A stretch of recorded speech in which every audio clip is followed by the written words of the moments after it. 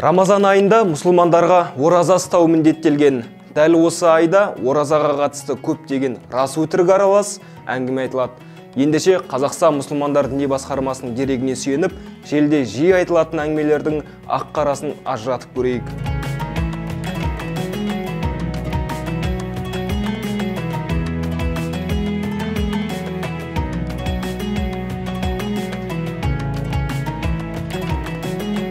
Сілекей мен түкірік мәселесі оразаны бұзбайды. Өйткені Әзірет Алидің айтуы бойынша сырттан кіргеннің барлығы оразаны бұзады. Яғни іштен шыққандар бұзбайды. Адамда сілекей іште болғандықтан ол үнемі келіп кетіп тұрады.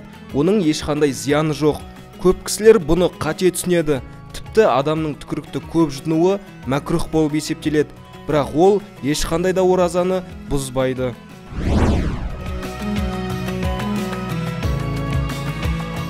Намаз оқымай ораза ұстасаңыз, екі парыздың бірін орындаған боласыз. Ол үшін оразаны бұзудың керегі жоқ. Фатуа Кезет сайтында осы сұрақ төңірегінде де жауап берілген болатын. Намаз оқу, ораза ұстау әрбір балиғат жасқа толған мұсылманға парыз. Ал енді намаз оқымай ораза ұстасаңыз, екі парыздың бірін орындаған боласыз. Ниет негізінде жүрекпен жасалады. Муфтият Кезет сайтында ниеттің қалай жасалатындығы жөнінде нақты айтылған. Сайтта көрсетілген ақпаратқа қарасақ, ниетті арабша жасау шарт емес.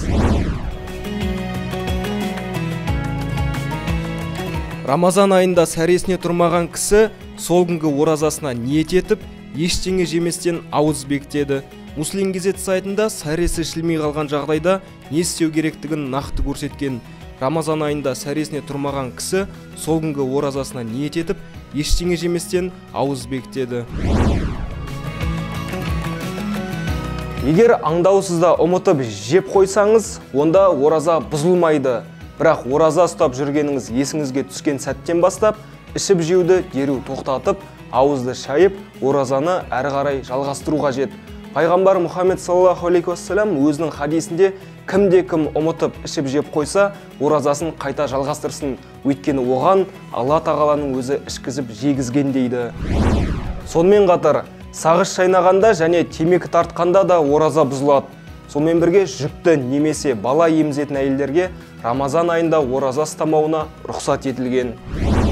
Құрметті оқырман, желіде күмәнді ақпарат байқасаңыз, ресми ақпаратты ғана күтіңіз, немесе біздің редакциямызға хабарласуыңызға болады. Ұстаған оразаңыз қабыл болсын, аман, сау болыңыздар.